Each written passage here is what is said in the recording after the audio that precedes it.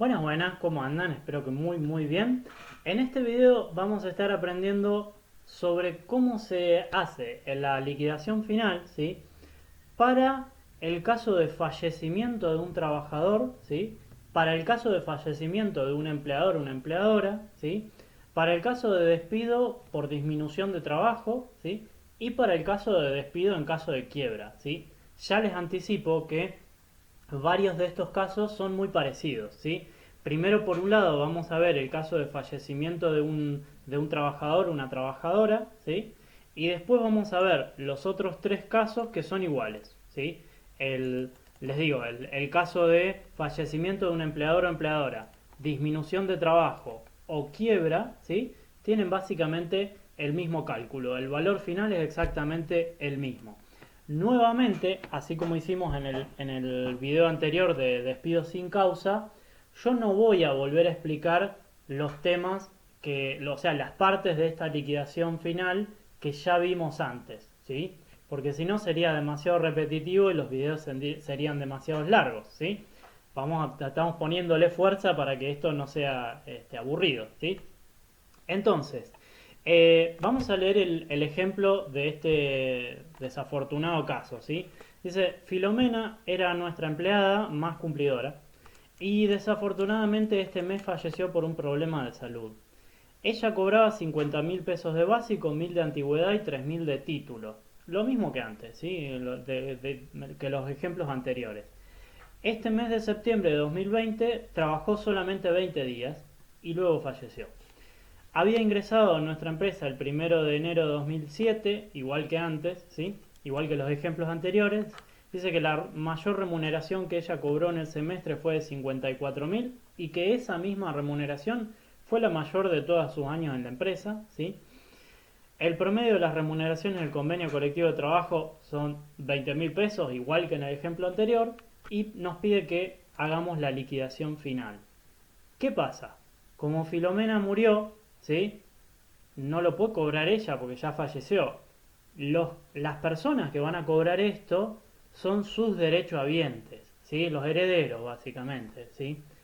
Que a su vez, por cierto, es muy importante que lo puedan cobrar porque en general en estos momentos de tener que enterrar un familiar y demás, hay gastos, ¿sí? Hay gastos y es un momento complejo, ¿sí? Entonces por eso está bueno que todo esto se haga ágil, se haga rápido, ¿sí?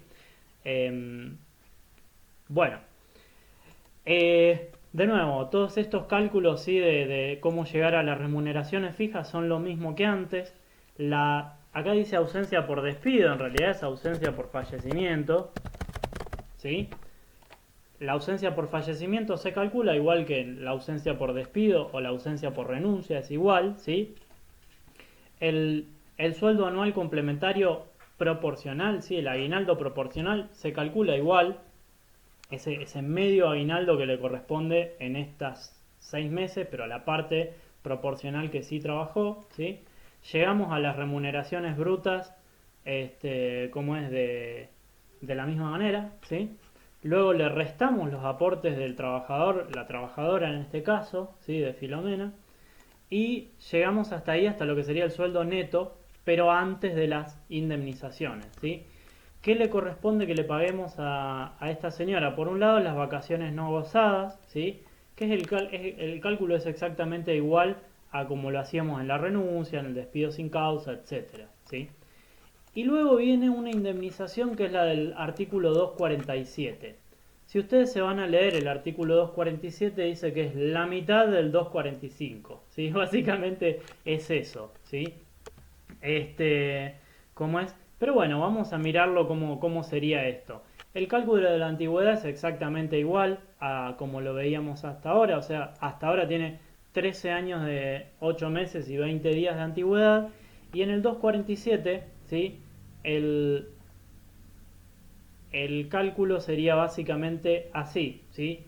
Indemnización, que sería un medio del mínimo entre la máxima remuneración que haya tenido y el triple de las remuneraciones del convenio colectivo de trabajo, como es estipuladas ahí, y eso se multiplica por la cantidad de años de antigüedad. O sea, ¿cómo lo expresaríamos con palabras? Diríamos medio sueldo, ¿sí? Por cada año de antigüedad. Pero ese sueldo con esas particularidades, ¿sí? que ya habíamos visto, ¿sí? Entonces, bueno, el cálculo en este caso, para no alargarla demasiado, sería un medio, ¿sí? Por el mínimo entre 54.000 y 60.000, que en este caso el mínimo es 54.000, ¿sí? Por 14, ¿sí? Que son los años de antigüedad. Y bueno, eso nos da 378.000, ¿sí?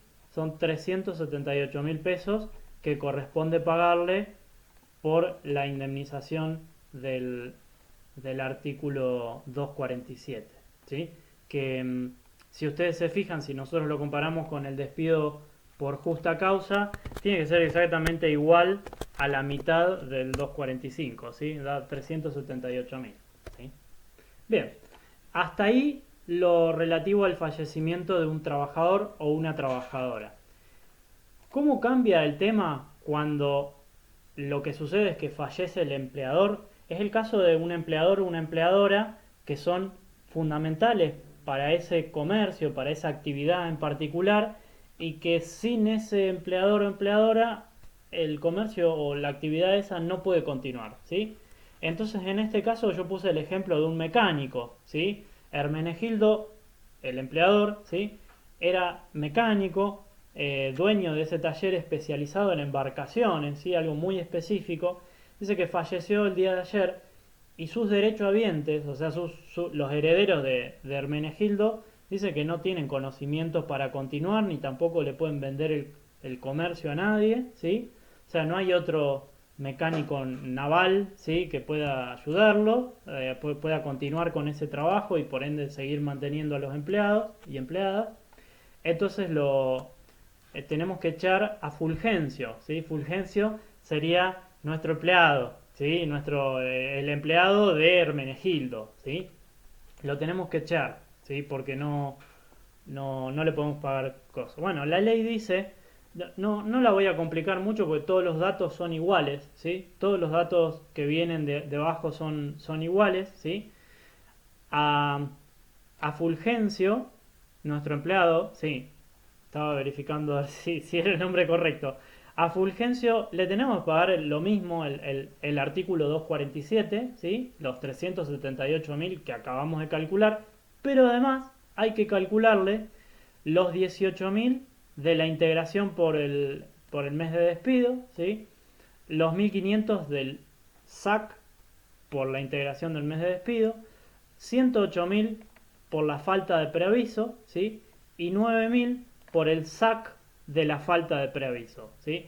Estos cuatro conceptos yo ya los expliqué en el video anterior en el que hablo del despido sin justa causa, ¿sí? Así que si ustedes quieren entender cómo llegué a esos valores pueden ir a ver el video anterior, ¿sí? Pero no hay más cambio que eso. Sucedería exactamente lo mismo, fíjense que esto da 598.020 pesos, ¿sí? Y los valores son iguales para el caso de un despido por disminución de trabajo o para un despido por quiebra, ¿sí? Perdón, despido por quiebra. ¿Qué particularidad tiene esto? Que en el despido por quiebra posiblemente no haya plata para pagarle a los empleados, ¿sí? A las empleadas. Y entonces ahí hay un problema grave, ¿sí? Porque el trabajador o la trabajadora no pueden acceder a lo que le corresponde, ¿sí? Pero bueno, ¿qué se le va a hacer? ¿Sí? Bien, eso es un poco todo. Espero que les haya gustado. De nuevo, frenen en todas las partes que haga falta frenar para entender más y cualquier cosa me preguntan. Les dejo un saludo, nos estamos viendo. Chau, chau.